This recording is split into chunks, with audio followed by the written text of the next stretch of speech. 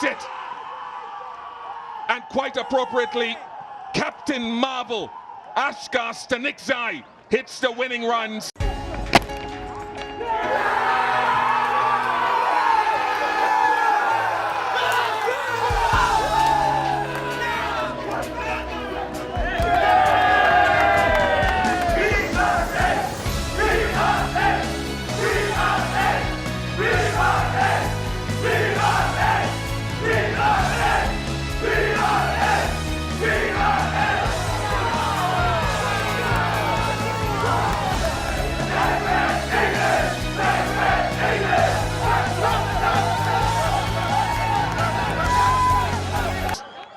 This is the stuff of fairy tales.